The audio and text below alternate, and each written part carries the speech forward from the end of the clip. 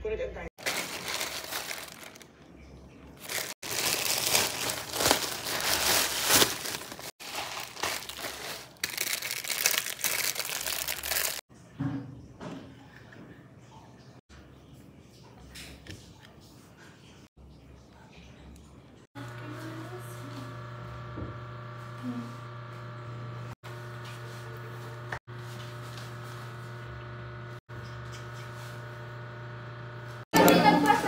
Dito ba dapat talaga sa harapan to? Parang weird.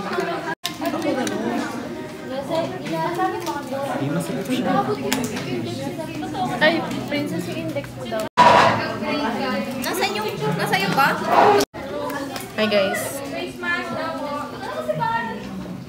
May face mask tayo. Oo, gumaharaw yung pilik matahan. Ay! Ang ganda daw nila dyan. Ano, adjust mo yung ulo. Pogi mo naman dyan. Actually, both use your both eyes kasi mas siya. Yeah, exactly. That's what I'm talking about. Uy, ang linaw.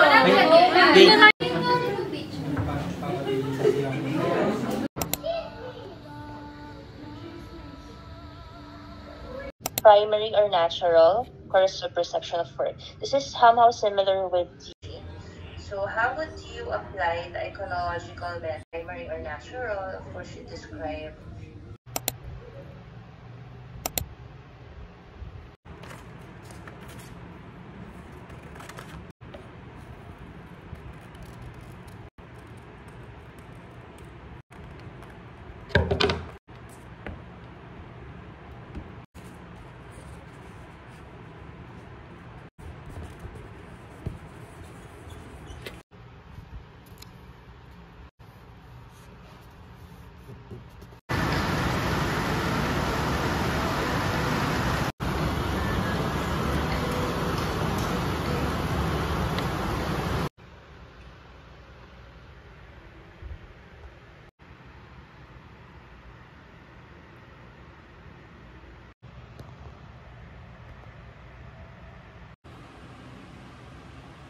Alis tayo sa area kung saan natin.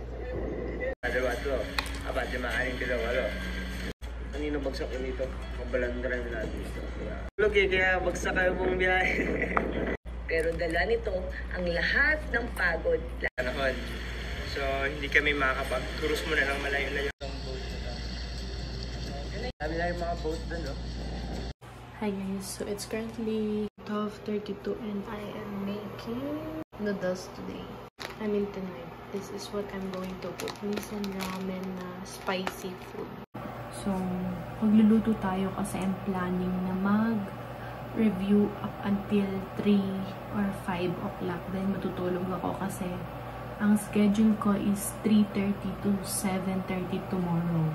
So, yung ita-take ko na subject for tomorrow is Math M and TFN. Tingnan natin kung hanggang anong oras ako makakapag-review. I made a reviewer sa TFN namin.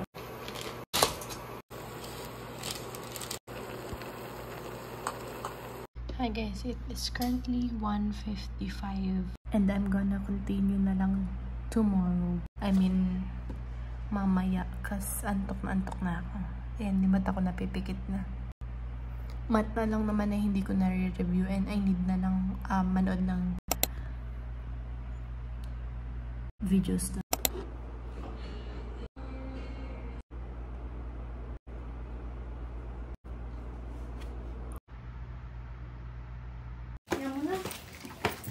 Tulong mo na lang. Tingnan si Mami. Parang siya yung may yung may discount sa akin. Ayan. Guys, so it's the last day. I mean, second to the last day of our exam. Nakapagod ako, guys. And syempre, nakalimutan na naman natin mag-vlog today because I was so busy. Charot, joke lang. Eme lang. Hindi, nakalimutan ko na talaga mag-vlog. Nakatulog ako hapon mga bandang 9 o'clock. And then, dapat gigising ako mga 11 or 10. Pero hindi ako nagising kasi antok na antok ako. So, nagising ako bandang 3:30 something. Tapos, nag-review ako until 5 or 6. Tapos, natulog ako. Gising ulit ako ng 7. And, ngayon, Maaga ako naligo ngayon guys kasi kailangan kong patuyuin yung buhok ko at baka makalbo na ang taong ito pag hindi pa. Bumili nga pala kami ng tubig today kasi naubos na yung water namin. Yun. So magre-review na tayo sa ARTA and Purpose and Communication.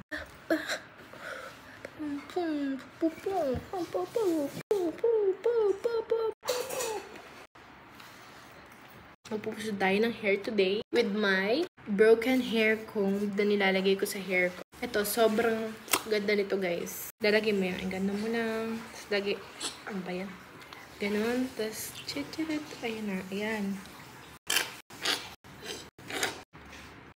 Pigain nyo lang. Tapos may lalabas na parang liquid sa loob. So, yun yung magpapakapit sa hair ninyo. If ever gusto niya guys, I'm gonna put sa description box yung link nito.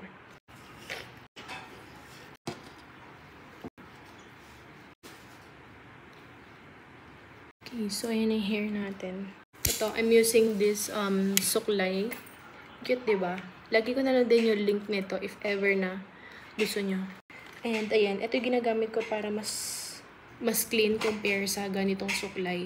Kasi pag ganito, ang laki nung pinaka ganito niya, so nagkaka-space siya sa ulo. And this one naman is mas maliit yung space. Kaya pag ganoon mo, yan, ganyan yung magiging itsura.